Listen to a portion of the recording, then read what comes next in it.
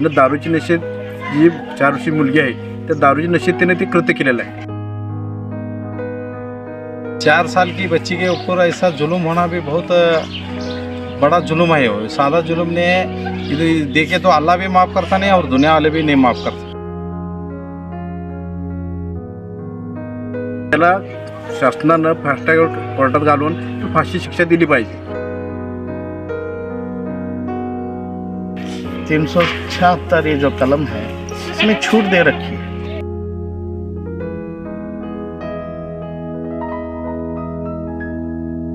जिस्म पर जो है चाकू के निशाने थे।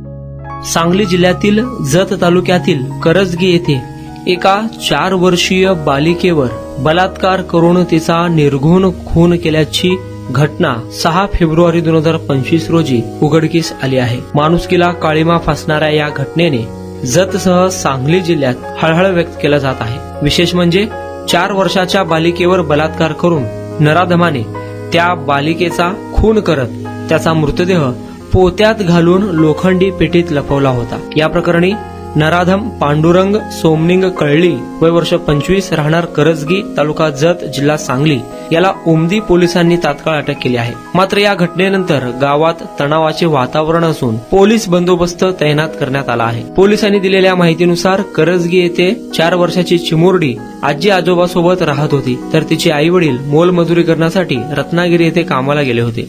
घराशेजारीच पांडुरंग कळली हा आईसह राहत होता। तो मजुरी करत होता। त्याच्या घरासमोरच बदामाचे झाड आहे। गुरुवार 6 फेब्रुवारी रोजी सकाळी 10च्या सुमारास मयत बालिका खेळत खेळत बदाम घेण्यासाठी पांडुरंगाच्या घरासमोर आली, तेव्हा त्याने तिला खाऊ देऊन तिच्याशी खेळत असल्याचे भासवले। त्यानंतर पत्रा शेडमध्ये तिला घेऊन गेले। त्या ठिकाणी कोणी नसल्याचे पाहून पांडुरंगने तिच्यावर बलात्कार करून त्या चिमुरडीचा खून केला। खुनानंतर कोणाला हा प्रकार निदर्शनास येऊ नये म्हणून त्या 4 वर्षाच्या मुलीचा मृतदेह पोत्यात टाकून मृतदेह लोखंडी पेटीत लपवला। दरम्यान ती मुलगी बराच वेळ कुठे दिसत नाही म्हणून तिची आजी विचारपूस करू लागली। चौकशी करताना शेजारील पांडुरंग याने तिला घेऊन गेल्याचे शेजाऱ्यांनी सांगितले। त्यामुळे आजी त्याच्या घराकडे गेली, तेव्हा पांडुरंग पत्राच्या शेड समोर झोपल्याचे निदर्शनास आले। त्याला नातीबद्दल विचारणा केली असता माहिती नसल्याचे सांगितले। त्यानंतर त्याने लोकांबरोबर त्या बालिकेला शोधण्यासाठी मदत करण्याचा बहाणा केला होता। तेवढ्यात काही लोकांनी उमदी पोलीस ठाण्यात 4 वर्षीय बालिका बेपत्ता झाल्याचं फोन करून सांगितले होते। उमदी पोलीस ठाण्याचे सहाय्यक निरीक्षक संदीप कांबळे यांचे पथक घटनास्थळी दाखल झाले। बालिकेचा शोध घेत असताना पांडुरंग याच्याबरोबर तिला पाहिल्याचे काहींनी सांगितले। शोधाशोध करताना लोखंडी पेटीमध्ये बालिकेचा मृतदेह पोत्यात घालून टाकल्याचे निदर्शनास आले। पांडुरंग याला तात्काळ ताब्यात घेऊन पोलिसांनी चौकशी केली असता त्याने खुनाची माहिती पोलिसांना दिली। बालिकेच्या खुनाची माहिती मिळताच परिसरात एकच गर्दी जमली। पंचनामा करून मृतदेह पोस्टमॉर्टमसाठी पाठवण्यात आला होता। दरम्यान जत येथील करजगी गावात 4 वर्षाच्या बालिकेवर बलात्कार करून निर्घृण खून केल्याचे समजल्यानंतर जिल्ह्यात खळबळ उडाली होती। गावात तणावाचे वातावरण पाहून तातडीने पोलीस बंदोबस्त वाढवण्यात आला। नराधमांवर कठोर कारवाई करावी, तिला फाशीची शिक्षा द्यावी अशी मागणी गावातील लोकांनी केली आहे। दरम्यान ग्रामस्थांनी जत तालुका बंदची हाक देखील दिली होती। यामुळे जत शहरासह करजगी गावात पोलीस बंदोबस्त वाढवण्यात आला आहे। मेरा नाम अख्तुम अली शेख है। मैं कर्नाटक से हूँ, बेलगाम डिस्ट्रिक्ट से बिलोंग करता हूँ जी। और रहने के लिए प्रॉपर कुर्ची है मेरा गाँव।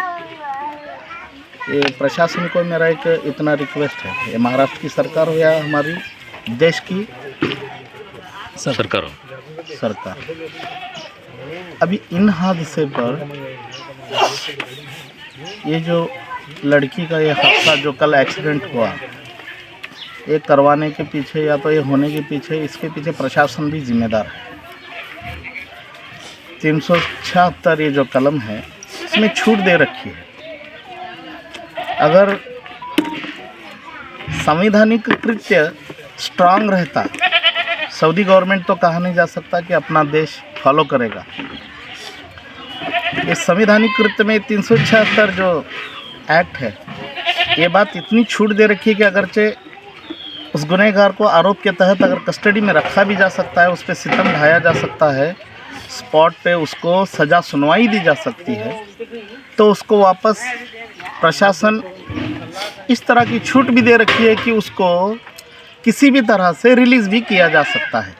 इसके पीछे हमारे जानशीन वकील, वकालत और लॉयर्स के जितने भी हमारे बार एसोसिएशन एनी ऑल पूरा हिंदुस्तान, अगर ऐसे आदमी का केस लेकर अगर वो कोर्ट पहुंचते हैं, उसको छुड़वाने की कोशिश करते हैं, इतना संगीन जुर्म रहने के बावजूद भी अगरचे वो न्यायालयीन कार्रवाई में हस्तक्षेप करते हैं कि उसको किस तरह से रिलीज़ कराया जाए, किसके तहत, किस बुनियाद पर, किस सच्चाई की घटना को सामने देखते हुए भी अनदेखा करके कुछ पैसों के लिए उस आदमी को वहाँ से सही सलामत निकालने के रास्ते ढूंढते हैं। मुझे तो नहीं लगता कि ऐसे कोई वकील कोशिश आज तक किए होंगे। महाराष्ट्र में तो ऐसे कोई बार एसोसिएशन बना नहीं है, कोई वकील ने अब तक कोशिश की नहीं है। मैं फ़ख्र से कहूँगा, महाराष्ट्र के जितने भी वकील हैं और जितने सहायक न्यायालयीन कार्रवाई में काम करने वाले, जो सहयोग देने वाले ऑफिसर्स हैं, वो अपनी तरफ से पूरी तरह ये कोशिश करेंगे कि इस आरोपी को पांडुरंग कड़ी जो आरोपी है, उसको कड़ी से कड़ी सज़ा मिलने में देरी नहीं होनी चाहिए।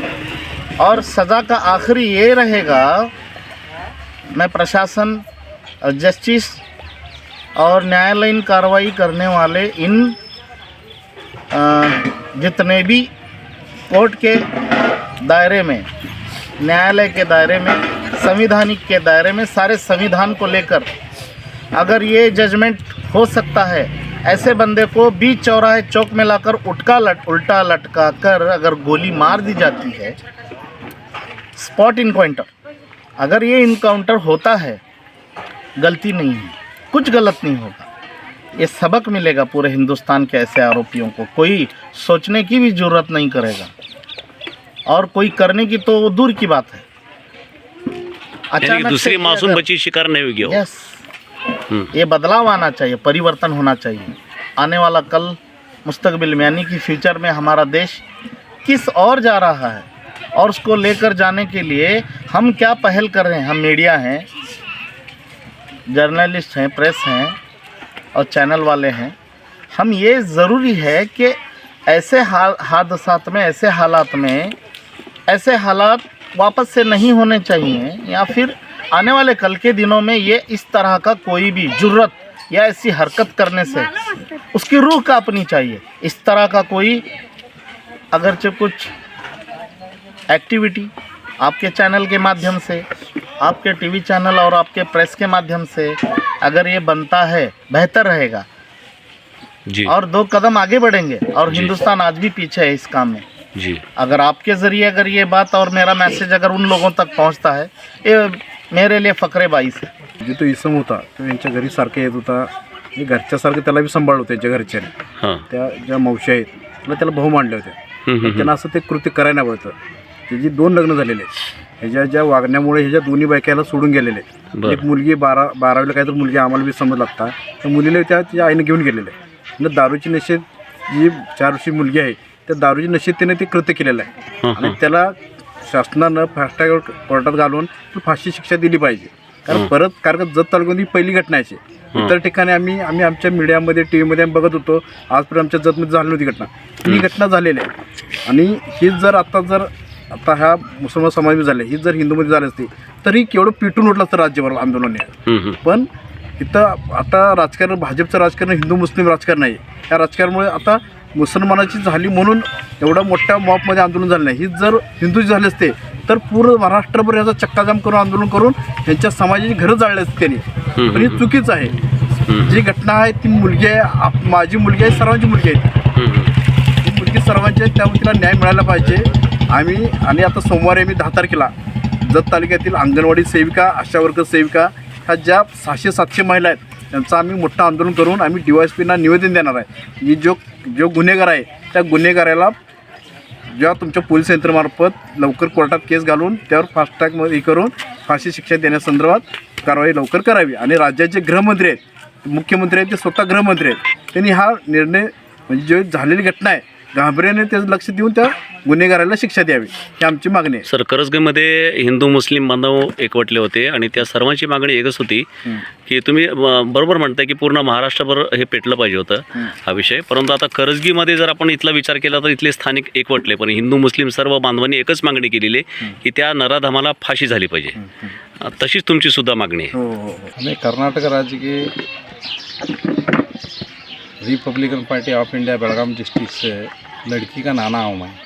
जी जो अभी घटना हो गया है वो लड़की का नाना हूँ। जो ये होने का था ऐसा नहीं हुआ, तो क्या हो गया, गरीबों पीछे में ऐसी तकलीफ़ होना मुसीबत होना अच्छा नहीं है। तो वो भी बच्ची है छोटी 4 साल की, 4 साल की बच्ची के ऊपर ऐसा जुल्म होना भी बहुत बड़ा जुल्म है। वो सादा जुल्म ने इधर देखे तो अल्लाह भी माफ़ करता नहीं और दुनिया वाले भी नहीं माफ़ कर सकते, बेशक. ऐसा जुल्म है। अभी दूसरी बात क्या है, हमारे जमाई हैं ना सुबह में रात के शाम खाने वाले, गरीब परिस्थिति है उनकी, उनका राबे सिवा पेट नहीं भरता है और कूली कसपट करते हैं, करके उनका पेट का गुजारा चलता है। बच्ची अभी छोटे आंगनवाड़ी साल को जाती थी बच्ची, वो अभी 4 साल वो अब भी सरे उसके, तो वैसी छोटी बच्ची को ऐसा उसके ऊपर जुल्म होना तो बहुत दिल को लगे सर की बात है। मैं ये चाहता हूँ कि अब महाराष्ट्र का सरकार जल्दी से जल्दी उसके ऊपर कार्रवाई करके उसे 2-3 दिन के अंदर उसे फांसी का सज़ा देना, नहीं तो उसको गोली मार के ख़त्म करना। ऐसे दिल में होता है, क्या करना है बोलो तो। अभी हमें किसे पूछना है क्या करना है, हमारे हाथ में से बच्चे निकल गए, अभी क्या बोलने की नहीं पोजीशन नहीं है। इसके लिए आप सरकार को दैनाश करके, और गरीब परिवार है इनके, गरीब परिवार के बारे में भी विचार करना है और वो बच्ची के बारे में भी उसे कड़ी से कड़ी सज़ा दे के उसे गलपास को चढ़ाना बोल के हमारा इरादा है। अभी ये नहीं होगा तो हमें पूरा कर्नाटक का भी, महाराष्ट्र, आंध्र, तमिलनाडु पूरे जगह में हमें उग्र होराटा करने की तैयारी कर रहे हैं। इसके लिए हमें भी बोलते हैं कि वैसे तो महाराष्ट्र सरकार जल्दी से जल्दी वो सरेंगे तो अच्छा होता है, इसको ख़त्म करना है तो दूसरे जगह भी नहीं होना ऐसा। इसके लिए हमारे ऐसा 2 बात है, इंशाल्लाह आप इसके लिए सरकार तक का ये बात पहुंचना है। जी बच्ची को जब हमारे गुस्ल देने के लिए लाए तो बच्ची के जिस्म पर बहुत खतरनाक हादसा हुआ था। अच्छा. बच्ची के जिस्म पर जो है चाकू के निशाने थे और जबान बाहर पड़ गए थे और उसके जिस कहीं जगह पर जो दांत लग गए थे उसको, जहाँ पकड़े वहाँ दांत लगा था और ऐसा बेहद खतरनाक उस पर जुल्म किया गया था।